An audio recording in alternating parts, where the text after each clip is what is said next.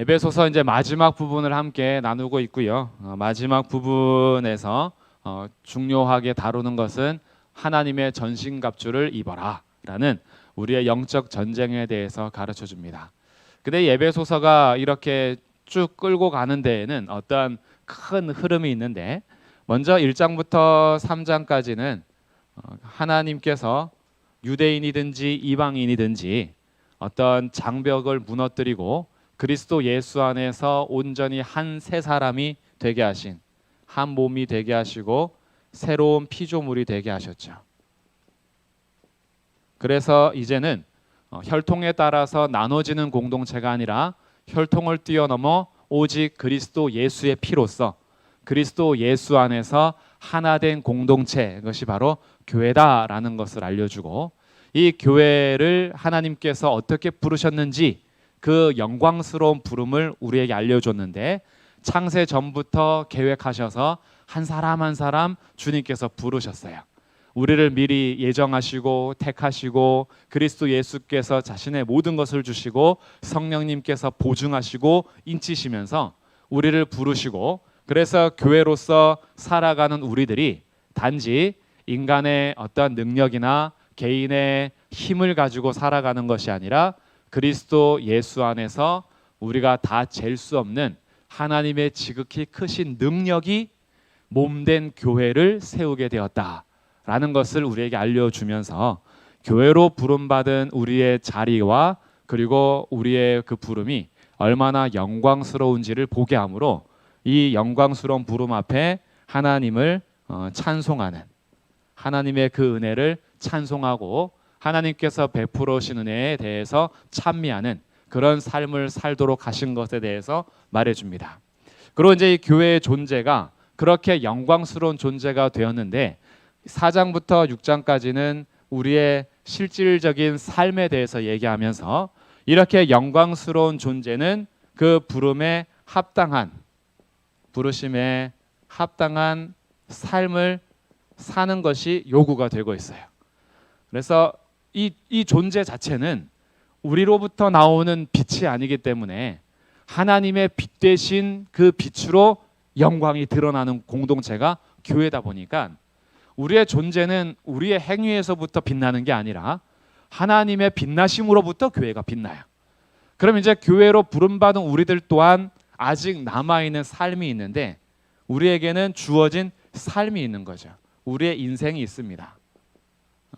그 인생을 살아갈 때에 우리가 교회로 부르심에 합당한 삶을 사는 것이 요구가 되면서, 교회들이 서로 어떻게 하나 되게 하신 것을 힘써 지켜야 할지, 그리고 교회에 부름받은 직분자로서 어떻게 하나됨을 힘써서 돌봐주고 지켜야 할지, 그리고 우리의 일상의 삶을 또 얘기하면서 부부간의 관계, 부모와 자녀 간의 관계, 주인과 노예, 종들의 관계에 대해서 얘기해 준 다음에 우리의 여러 가지 관계들, 교회 안에서의 관계, 일상에서의 관계, 직분의 이야기까지 이런 부르심에 합당한 삶을 얘기해 주고 나서, 그리고 이 세상을 살아가는 동안에 빼놓을 수 없는 전쟁이 있는데, 이 전쟁이 있는 이유는 우리의 주적, 우리의 대적 마귀가 여전히 존재하기 때문이다.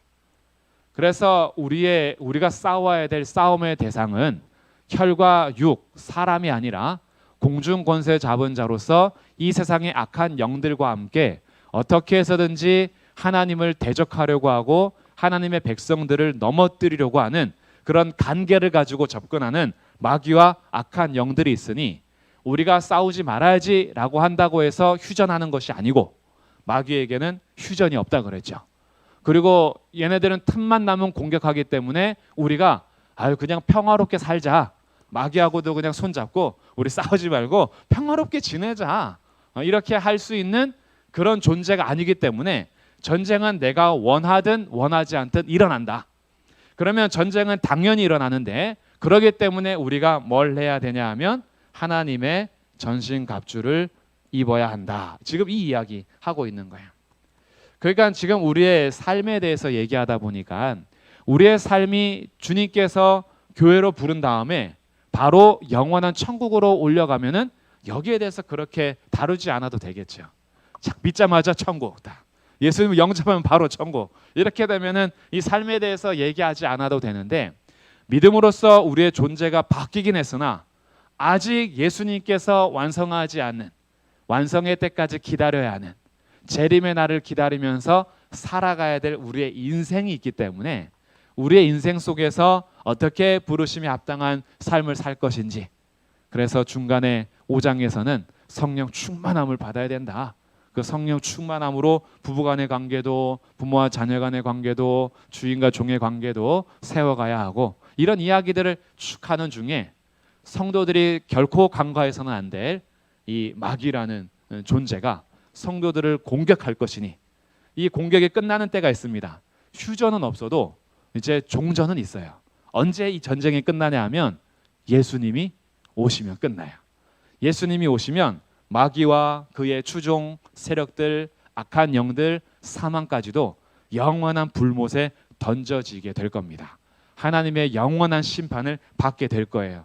그 전까지는 끝까지 발악하기 때문에 전쟁이 여전히 있을 것이다.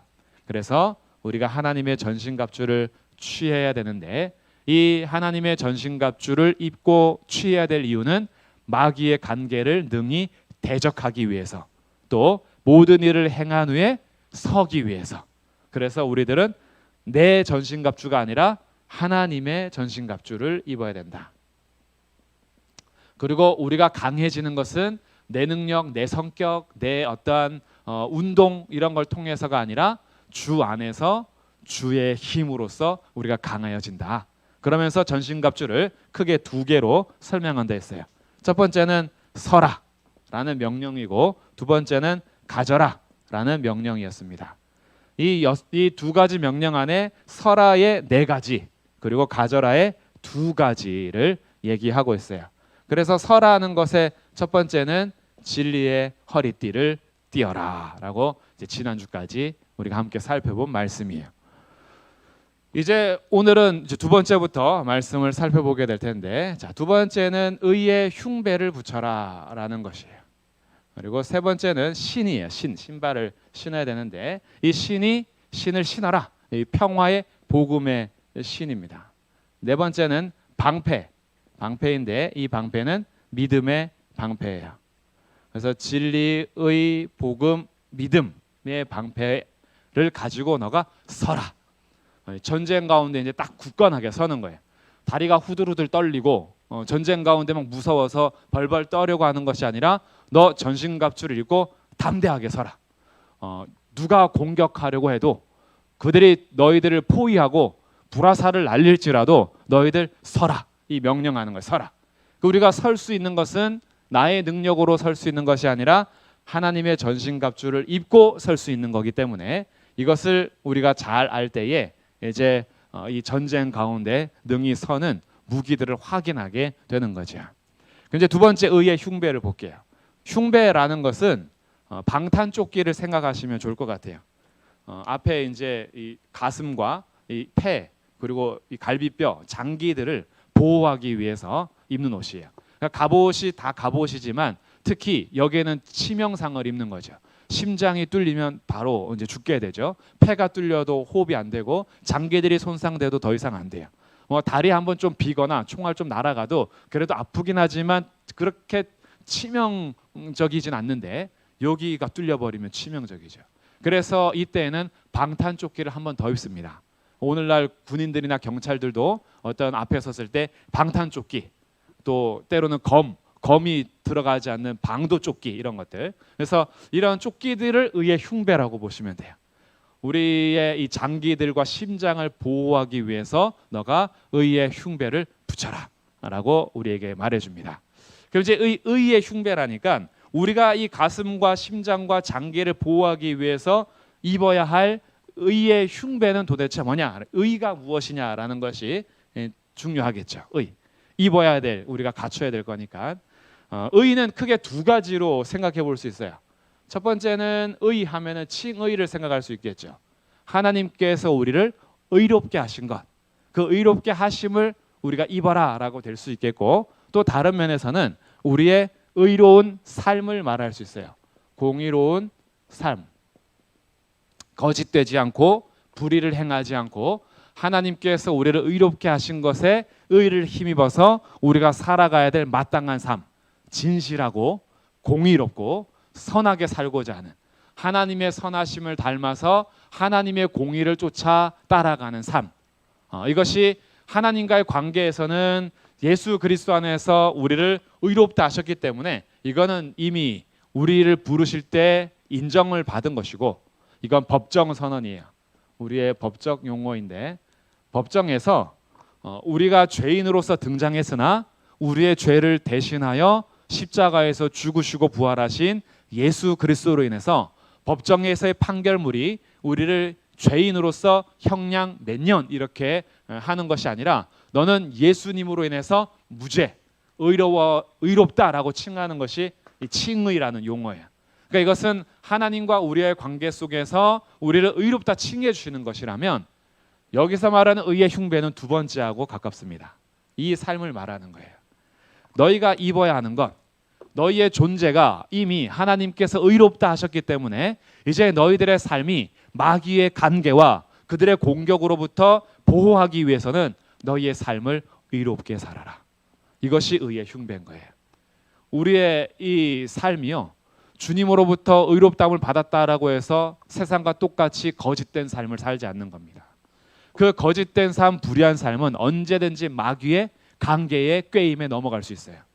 성도들이 많이 세상에서 넘어지는 이유 중에 하나도 이런 거죠.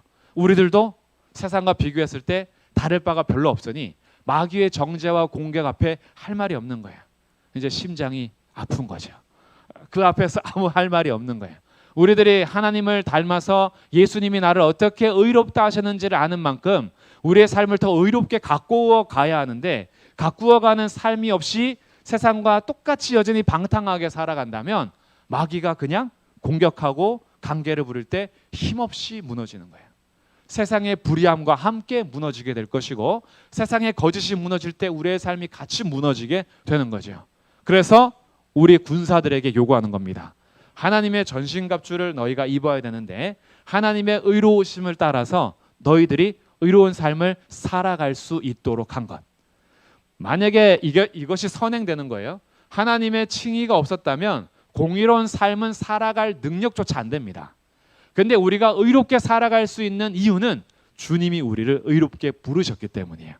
그 근거로 인해서 우리의 흉배를, 우리의 가슴을 보호하는 이 갑옷을 의로운 삶으로 우리의 삶을 가꾸어 가는 것.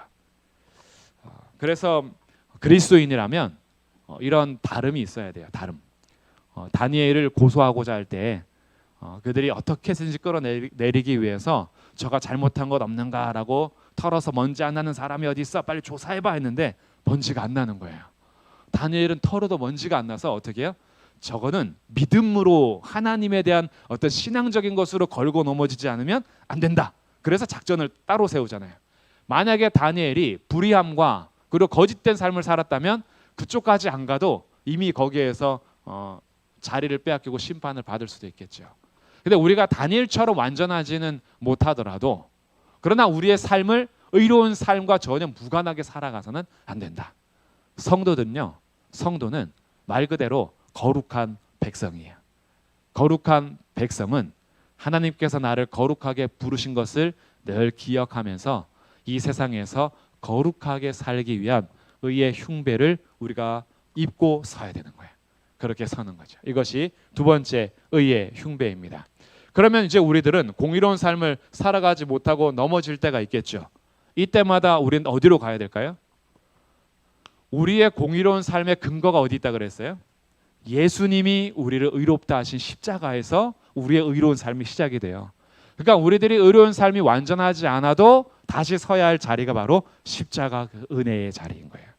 하나님, 저 다시 의로운 삶으로 달려가 보겠습니다. 그 출발을 주님이 하게 하셨기 때문에 가능하다.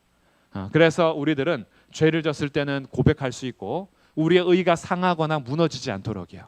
죄를 졌을 때는 끝까지 죄를 부인하는 것이 아니라 내가 죄인인 것을 고백하고 죄를 지었음에 대해서 자백하면 주님께서는 우리 그때그때마다 늘 용서하시고 다시 세워주시는 거예요. 그 삶으로 계속 추진하는 것, 이것이 두 번째 의의 흉배를 입고 서는 겁니다. 세 번째, 우리가 신을 신으라는 것인데 이제 군화를 신는 거죠. 군화를 신는데 이 군화가 어떤 군화냐 봤더니 우리 말씀을 다시 보시면 15절에 평안의 복음이 준비한 것. 우리의 신이 평안의 복음인데 이 복음이라고 말한 것을 무슨 복음이라고 했어요? 평안의 복음이라 했죠. 평안의 복음. 그래서 이 복음의 신을 신는데 특히 이 복음을 그냥 복음이라 하지 않고 평안의 복음이다 이렇게 했어요. 이 평안이라는 것이 평안 이렇게 다 할 수 있는 건데 샬롬이라는 그런 평화예요. 평안. 이런 평안의 복음이라는 거예요. 그러면 평안의 복음이라는 것은 이 복음이 주는 열매나 효과를 말하는 건데 이 복음이 있는 곳에는 원수되었던 하나님과 우리와의 관계가 복음으로 인해서 진노의 자녀에서 하나님의 자녀로 변하게 되는 거죠. 하나님과 우리 사이가 화목해집니다. 또한 이 복음이 있는 곳에는 유대인과 이방인들이 서로 원수된 것들이 담으로 쌓여져 있었는데 이 복음이 들어가는 곳에는 이 담이 헐어져 버리고 서로 평화롭게 되는 거예요. 그러니까 이 복음은요, 복음이 가는 곳에는 전쟁이 일어나는 것이 아니라 물론 복음을 받아들이는 사람과 받아들이지 않는 사람, 박해하는 사람들에게 있는 어떤 전쟁은 있죠. 근데 그것은 복음이 전쟁을 일으키기 때문에 열매가 그래서가 아니라 그 복음을 받아들이지 않는 악한 세력들이 있기 때문에 그런 것이고 이 복음은 원수와 전쟁의 관계를 끊어버리고 평화로운 평안의 관계로 회복시켜주는 것이 복음입니다. 그래서 이 평안의 복음에 신을 신어야 되는데 이 신을 신을 때 보통은 이 신을 신고 이제 출발하는 것을 의미할 텐데 에베소서 전신갑주에서는 서라는 것의 명령이에요. 서라. 복음을 전하러 가는 건 당연한 거죠. 근데 지금 전신갑주 안에서는 서라는 것이니까 우리가 전쟁 가운데 제대로 서 있기 위해서는 우리에게 평안의 복음의 신발이 필요하다라는 거예요. 군사들이 평안의 복음의 신을 신고 있지 않으면 온전히 설 수 없다라는 거예요.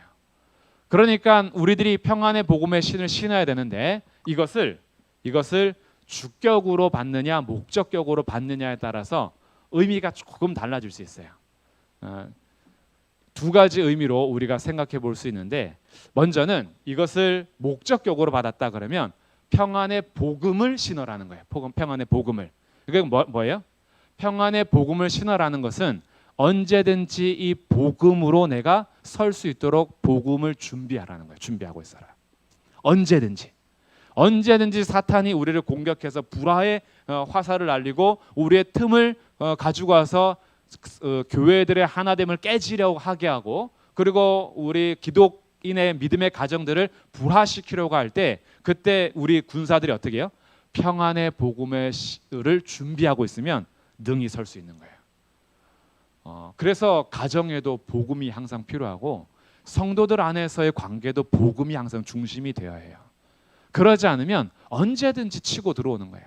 복음으로 우리가 이 복음을 가지고 이 복음으로 딱 서 있지 않으면 그러면은 복음이 아닌 것으로 인해서 문제가 되기 시작하는 거죠. 치고 들어옵니다. 그런데 우리가 다 사람들의 관계이기 때문에 완전한 사람이 없잖아요. 완전하지 않다라는 것은 언제든지 빈틈이 있다라는 거예요. 그리고 나하고 맞는 부분이 있는가 하면 안 맞는 부분도 있고 그러다 보니까 서로 오해가 생기는 부분들도 많고 또 오해가 아니라 물과 기름처럼 섞이지 않는 사람도 있어요. 자라온 환경과 성격상 안 맞는 사람도 있긴 있죠. 그런데 그 성도들이 그 가족이 온전히 군사로서 설 수 있는 것은 평안의 복음을 준비하고 있을 때 이때 설 수 있는 거예요. 복음이 그것을 뛰어넘기 때문에 그래서 우리가 이것을 목적격으로 받으면 복음의 내용들을 다 갖고 있으니까 복음을 전할 준비를 하고 있어라 이런 뜻이에요. 복음을 전할 준비를 하고 있어라. 그러니까 언제든지 치고 들어올 때 어떻게 해요? 이 복음을 전하는 거예요. 치고 들어올 때, 서 있을 때. 제자들이 이제 가는 거는 이제 다른 또 부분에서 명령이고 지금은 군사로서 서는 위치예요. 딱 서 있는데 공격이 들어왔단 말이죠. 근데 들어왔을 때 뭐 하라는 거예요? 복음을 전할 준비를 하고 있으면 그 내용을 뛰어넘는 복음이 평화의 관계를 깨지 않게 한다. 그래서 군사들이 서게 하는 거예요.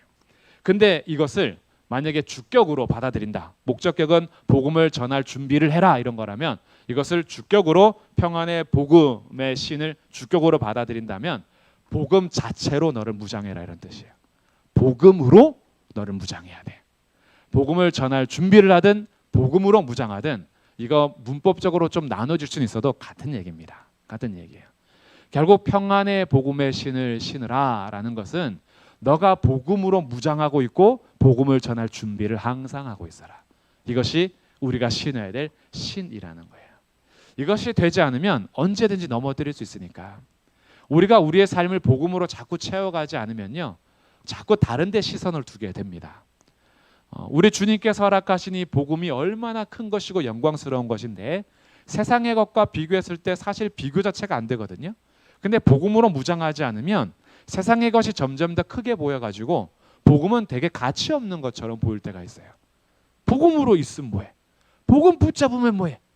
그 복음이 뭐 월급을 올려줘, 뭐 우리 미모를 아름답게 해줘, 흰머리를 검은 머리로 바꿔줘.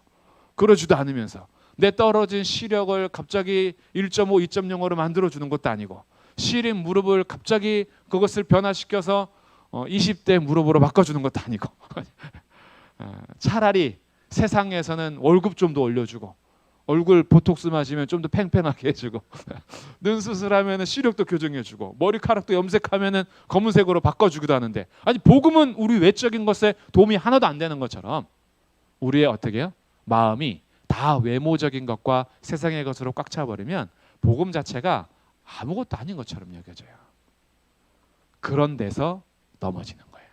그런데 복음으로 무장해 있으면요 비교될 때가 있고 세상의 어떤 큰 가치들과 복음이 부딪혀서 때로는 복음을 가진 나는 아무것도 아닌 것처럼 여겨질 때가 있지만 그러나 우리가 평안의 복음의 신을 신고 복음으로 무장해 있으면요 결국 복음은 영원하지만 세상은 영원하지 않습니다. 끝까지 서 있는 것은 복음으로 무장한 군사들이에요. 그러니까 지금 당장 눈에 보이는 것으로 그 사람들이 더 잘 서 있는 것 같지만 아니에요. 세상이 썩어져 사라질 때 세상의 신발로 신고 있었던 사람들은 다 무너지게 될 것이지만 사람들에게 조롱을 받고 가치 없게 여겨지고 비교당해서도 복음의 평안의 복음의 신을 신고 그것으로 무장하고 있던 사람들은 넘어지지 않고 끝까지 서 있는 거예요. 그러니까 언제든지 복음으로 무장하고 있으며 복음을 전할 준비를 하고 있을 때 우리가 사탄의 괴계에서 관계에서 능히 대적하고 설 수 있다. 그래서 복음의 평안의 복음의 신을 신으라. 이것이 세 번째 우리가 신어야 될 신이고 네 번째는 이렇게 기록을 하고 있습니다. 16절 말씀이요. 우리 같이 한번 읽어보겠습니다. 16절 모든 것 위에 믿음의 방패를 가지고 이로써 능히 악한 자의 모든 불화살을 소멸하고 자 모든 것 위에 믿음의 방패를 가지래요. 그러면 이 믿음의 방패는 우리의 이 의의 흉배 진리의 허리띠, 평안의 복음의 신, 이 모든 것을 막아주는 방패입니다. 그래서 방패가 보통 이렇게 동그란 방패는 이렇게 앞에 영화 아시는지 모르겠지만 캡틴 아메리카가 방패를 갖고 있거든요. 그건 이제 동그랗게 나의 몸만 이렇게 막아줄 수 있는 거예요. 근데 여기서 말하는 방패라는 단어는 우리 그 전경들 있죠. 그 앞에 이제 데모하거나 뭐 이럴 때 그 화염병 던지고 이러려고 할 때 큰 거, 아예 우리 이마서부터 다 막는 거 있죠. 그런 크기의 내용을 말하는 거예요. 방패가. 그러니까 이 방패는 넓적한 큰 방패로서 우리의 이 허리띠서부터 가슴, 신발을 다 보호해 줄 수 있는 방패입니다. 그래서 이 방패를 크게 내 앞에다 세워두는데 이 방패의 내용이 뭐냐면 믿음이라는 거예요. 결국 우리의 진리와 의의 흉배, 평안의 복음의 신발을 보호할 수 있는 것 믿음으로써 우리가 적군의 불화살을 막아낸다는 거예요. 불화살이라는 것은 말 그대로 화살촉 앞에다가 기름을 붙여가지고 불로 이제 쏘는 거 있죠. 그러니까 그 불이 날아오면은 그 날아와서 먼저 믿음의 방패로 그 불화살을 막아내고 땅에 떨어졌을 때 그 기름이 번지면 또 불이 되죠. 그러니까 이 방패는 두 가지 역할을 합니다. 막는 역할과 불을 끄는 역할을 동시에 해요. 그러니까 이 믿음이라는 것은 나를 막아내기도 하지만 우리의 진영을 보호하는 것이기도 해요. 그래서 로마 군인들의 무서움은 개개인의 능력이 아니에요. 로마 군인들이 제국을 형성하고 다른 나라들을 이겨갈 수 있었던 이유 중에 하나는 그들의 전술이고 병력의 군사들의 이 조직력이에요. 한 명 한 명 봤을 때는 오히려 1대1로 싸우면은 질 수 있었던 그 로마 군인들이 군사 이렇게 병력을 이루잖아요. 그럼 못 깨는 거예요. 이 방패들이 담을 이룹니다. 담을 이루고 1팀, 2팀 그리고 뒤에서 창 찌르기 칼 가지고 뒤에서 이렇게 날리는 이런 여러 가지 전술들이 감히 다른 나라들이 대적을 못하는 거예요. 그러니까 이런 방패들은 나에게 날아오는 불화살을 막기도 하지만 우리 진영에 떨어지는 불들을 끄는 역할까지 이 두 가지를 하는 것이 방패인데 이것을 뭐로써 막아낼 수 있느냐? 믿음으로 막아낸다는 거예요. 그래서 우리의 승리는 믿음으로 이기는 거예요. 마귀를 대적하라라는 것이 우리의 방법이었잖아요. 대적할 때 뭐로 대적하라 했냐면 믿음으로 대적하라 이렇게 가르쳐 줍니다.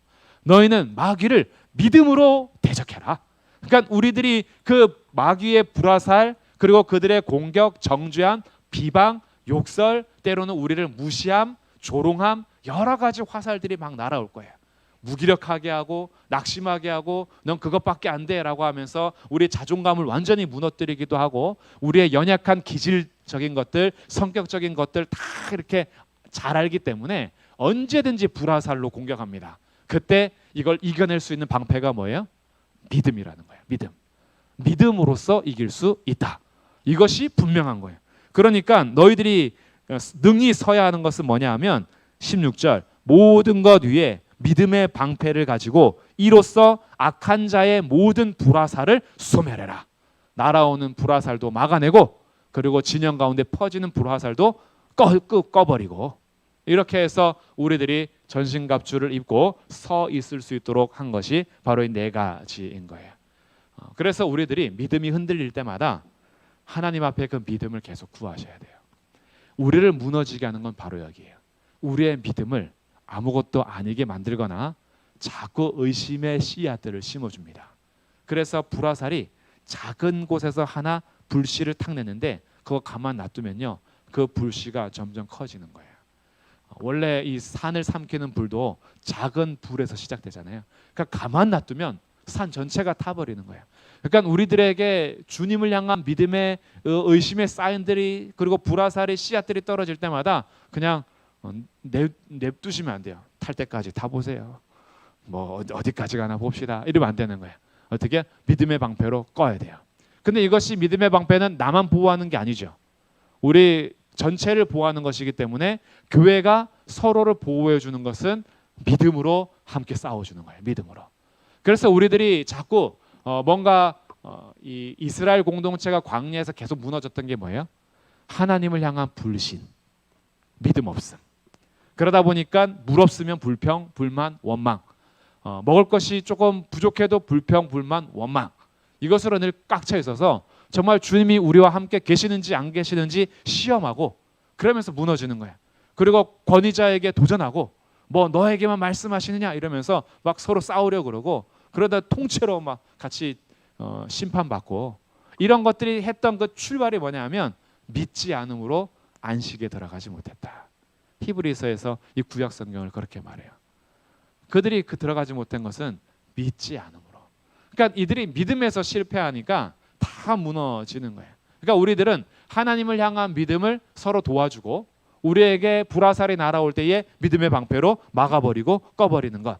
이를 위해서 나의 연약한 믿음을 항상 주님 앞에 맡기면서 하나님, 제가 하나님의 전신갑주를 입고 능히 서게 해 주십시오.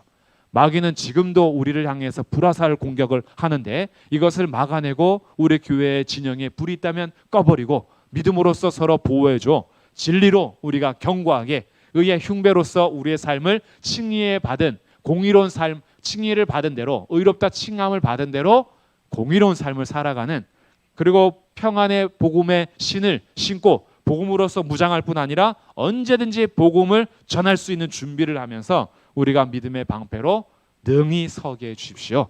이것이 이제 하나님 전신갑주를 입으라 해서 첫 번째 서라는 명령이에요. 자, 두 번째는 가지라라는 명령인데 17절입니다. 17절 구원의 투구와 성령의 검 곧 하나님의 말씀을 가져라. 가져야 될 첫 번째는 구원의 투구, 두 번째는 검. 성령의 검인데 이것은 하나님의 말씀. 이것을 가져라 그래요. 투구는 아시는 대로 머리를 보호하는 거죠. 그래서 이 구원의 투구를 가져라라는 것은 뭐냐 하면 너가 구원의 확신을 가져라 이런 뜻이에요. 구원의 확신을 가져라. 이 구원의 확신을 가지라는 문제가 영적 전쟁에서 왜 중요하냐 하면 하나님께서 우리를 부르신 믿음의 자녀로서의 정체성을 확고하게 선 자와 그러지 않는 자의 믿음의 삶은 정말 달라질 수 있어요. 그런 거 있잖아요. 우리 집에서 제가 삼형제로 자라면서 어렸을 때부터 늘 이런 의심을 했다면 어쩔까요? 내가 진짜 이 집안 둘째 아들 맞을까? 내가 정말 저분이 우리 아빠고 저분이 우리 엄마 맞을까? 혹시 내 진짜 친아빠 친엄마는 따로 있는 거 아니야? 뭐 이런 생각을 계속하면서 자랐다면 그 마음에 어떤 마음일까요? 뭐 작은 하나에도요. 이것 봐. 똑같이 잘못해도 형은 한 대 때리고 동생 귀엽다고 한 대 때리고 장남은 장남이라고 한 대 때리는데 난 둘째라고 2대 맞잖아. 이것 봐. 나는 역시 친아들이 아닌가 봐. 늘 뭐 작은 거 하나가 늘 꼬투리가 되는 거예요. 그러니까 우리를 향해서 하나님께서 어떤 일을 하든지 항상 마음이 무너지는 거예요. 그러니까 구원의 확신에 대한 문제는 단지 미래에 대한 보장이 아니라 현재 우리의 삶을 살아가는데 굉장한 중요한 요소예요. 그럼 우리가 어떻게 구원의 확신을 가질 수 있단 말인가? 이것이 1장부터 말했던 내용입니다.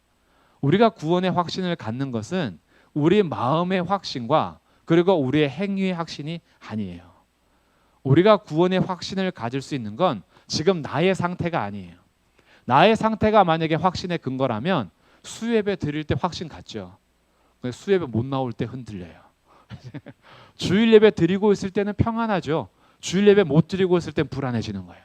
내가 하나님 앞에 말씀 읽고 기도할 때야 괜찮아요. 그런데 그러지 못한 삶을 살아갈 때는 불안한 거예요. 제가 선교사 자녀들 캠프에서 어떤 초등학생 아이와 1대1로 복음 전하는 시간이 있었어요. 이제 복음을 나누면서 얘기하는데 그 친구가 그래요. 구원의 확신에 대해서 이제 물어보는데 확신이 있대요. 그래서 무슨 조건을 다냐면 지금은 확신이 있대요. 지금은 확신이 있다는 말이 무슨 뜻이냐 그러니까 그 친구가 지금은 제가 캠프에 와 있잖아요. 저 캠프에서 아침부터 저녁까지 말씀 읽고 이 성경 안에서 지금 있잖아요. 그러니까 자기는 지금은 괜찮은데 선교지로 다시 돌아가서는 모르겠대요. 선교지에서는 이 한국인이라고 오히려 왕따 당하기도 하고 조롱받고 사람들이 손가락질하고 자기랑 놀아주지도 않고 거기에서의 마음이 되게 미운 마음도 많이 생기고 그리고 그러니까 어려움이 많아지면 자기의 삶의 마음이 평안하지 않다라는 것을 그 초등학생이 벌써 아는 거예요. 그러니까 지금은 내 마음이 너무 좋다는 거예요. 근데 선교지 다시 돌아갔을 때 내 마음이 다시 엉망진창이 되면 그때는 구원 못 받을 수 있잖아요. 그러니까 그때는 확신을 못 가질 수 있다 이런 얘기인 거죠. 이런 아이의 마음이 그 아이만 그럴까요? 우리들이요. 우리 구원의 근거를 나한테 두잖아요. 내 마음이 좋을 때는 할렐루야예요. 확신 물어봐도 언제든지 물어봐라요. 근데 내 신앙생활이 약간 좀 처져 있는 것 같고 평소처럼 못하는 것 같고 요즘에 성경 안 읽었는데 기도 안 했는데 이런 게 자꾸 찔림이 됐을 때 구원의 확신을 물어보면 피하죠. 제발 물어보지 마세요. 지금은 때가 아닙니다. 뭐 이렇게 하는 거예요. 우리들이 만약에 구원의 확신의 근거를 우리에게 두면 우리는 매일도 아마 아침 저녁으로 달라질 거예요. 그런데 우리 구원의 확신은 거기 있는 게 아니라 하나님께서 1장부터 그래서 그 얘기하는 거예요. 너를 구원한 것은 너의 행위가 아니라 내가 너에게 베풀어준 은혜고 나는 너를 향해서 신실해. 너가 이미 태어나기 전에 지어지기 전부터 나는 너를 택했고 나는 너의 이름을 알고 있으며 너를 구원한 것은 너의 행위가 아니라 내 아들 예수 그리스도의 십자가 피로써 너를 구원한 거야. 이게 바뀔 수가 없는 거예요. 그러니까 우리들의 구원의 확신은 어디서부터 오는 거냐 하면 나를 구원하신 하나님의 신실하심에서부터 오는 거예요. 나는 변덕이 심한데 우리 주님은 변덕이 심하지 않습니다. 오늘 아침에 구원했다가 기분 나빠져서 오후에 취소하고 이러지 않아요. 우리들은 뭐 금방금방이라도 약속했다가 깨기도 하고 예약했다 취소하기도 하지만 주님은 창세전에 예약한 것을 취소하지 않으세요. 기분에 따라서 너 요즘에 성경 잘 안 읽래? 취소. 요즘에 성경 잘 읽는구나? 오케이. 기도 열심히 하는구나? 오케이. 너 요즘에 기도 안 하네? 취소. 이렇게 주님이 우리의 행위를 보고 하지 않으시기 때문에, 우리가 뭔가 하기 전에 이미 우리를 택하신 주님이 어제나 오늘이나 영원토록 동일하시고 신실하신 하나님이시기 때문에, 그 하나님으로 인해서 구원에 대한 확신을 가지고 하나님의 자녀임을 확신한 상태에서 부르심이 합당한 삶을 살아가는 우리의 힘을 갖게 되는 거예요. 그래서 늘 진짜로 내가 천국 갈까 못 갈까, 하나님의 자녀일까 아닐까, 이게 평생의 우리의 씨름이 아니라, 너무 중요한 질문이에요. 이게 중요한 건데, 평생에 그것 때문에 불안해서 사는 것이 아니라 주님이 누구인지 아는 거기서부터 나의 구원의 투구를 쓰고 능히 마귀의 관계에 대적할 수 있게 되는 거예요. 우리를 향해서, 야, 너가 그렇게 사는데 하나님 자녀인 것 같아? 너 오늘 하나님 생각 몇 번 했어? 안 했지 별로? 근데 너가 어떻게 하나님 자녀야? 너 하나님이 너 안 사랑하셔? 라는 여러 가지 얘기들. 너 요즘에 당하는 일들이 얼마나 많이 벌어지느냐? 하나님이 너를 사랑한다면 너에게 이런 일을 허락했을 것 같아? 하나님이 너를 포기하고 너를 사랑하지 않기 때문에 너에게 이런 일들이 생기는 거야. 여러 가지 공격들 앞에 구원의 투구를 쓰고 뭐라 그래요? 거짓말장이야, 예수 그리스도의 이름으로 물러가라. 대적할 수 있는 거죠. 마귀는 거짓말장이니까. 그런데 주님은 빛이시고 어둠이 없으신 분이며 진실하신 분이에요. 주님이 우리를 택하심에 대한 분명한 확신을 가지고 서는 것, 이게 구원의 투구를 가져라. 그리고 이제 두 번째, 성령의 검, 곧 하나님의 말씀을 가져라. 이것이 이제 마지막 가지라는 것인데, 이 마지막 부분은 6가지, 서라 가지라에서 총 6가지인데 6가지 우리가 무장해야 될 것 중에서 유일하게 공격 수단입니다. 나를 보호하는 것이기도 하지만 상대를 무너뜨릴 수 있는 공격 수단이기도 해요. 그래서 이 공격 수단인 성령의 검과 18절부터 나오는 기도의 내용, 그리고 인사의 내용, 이것은 이제 다음 주에 함께 하면서 에베소서는 이제 다음 주에 마무리를 하려고 합니다. 오늘은 이제 이 5가지 좀 살펴봤어요. 뭐 4개 중심으로 지난주까지 해서 총 5개를 봤는데, 우리가 이 영적 전쟁, 하나님의 전신갑주를 입고 설 때에 가장 중요한 것은요, 예수님이 우리를 갑옷 입고 혼자 싸우라 하지 않으셨다는 것. 이 전신갑주를 입으라라는 내용을 가만히 들여다보면요, 이게 구약에서 이사야나 이런 장면에서 따오는 것들이 많거든요. 근데 이사야에서 특히 따올 때는 뭐가 중심이냐 하면, 여호와가 우리의 대장 되셔서 전신갑주를 입고 우리를 구원하기 위해서 전투하러 나가는 장면들이에요. 이사야에 인용한 내용들이. 근데 하나님께서 전투하러 우리를 대신하여 앞서 행하시는 주님의 모습을 이제 우리가 하나님의 전신갑주를 입는 내용으로 이렇게 기록을 해주고 명령하고 있거든요. 이건 무슨 뜻이냐 하면, 우리가 우리의 힘으로 하나님의 전신갑주를 입고 싸우는 것이 아니라 이미 승리자이시고 능력자이시며 만왕의 왕이신 예수님이 우리 앞서서 군사들을 데리고 대장 되셔서 가십니다. 그러니까 우리들은 하나님의 전신갑주를 입고 취하는 것이 결국 우리는 뭐냐 하면 그 예수님 바라보고 따라가라는 삶인 거예요. 그 예수님 바라보고 예수님 따라가는 삶에서 영적의 전쟁의 승리가 있다. 그러니까 우리가 어떤 우리의 힘을 길러내는 것이 아니라 우리 주님께서 내게 입혀주신 것들을 우리가 입고 내게 취하라고 주신 것들을 갖는 것, 그것으로 우리가 전쟁터에서 주님을 따라가는 거예요. 그 따라가는 그 삶에 진정한 승리가 있습니다. 그러니까 우리는 주님으로부터 벗어나는 순간 패배이고, 주님 안에 있을 때 우리는 늘 승리하는데, 주님이 우리를 바로 그 예수님 안에 부르시고 받아주셨다라는 거예요. 그래서 오늘 우리의 삶이 어떤 삶으로서 때로는 패배의 쓴맛을 보기도 하고, 나의 연약함 때문에 절망하기도 하고, 오늘 영적 전쟁에서 졌네 라는 후회가 밀려올 때도 있지만, 궁극적으로는 예수 그리스도 안에 있는 모든 교회는 승리할 것입니다.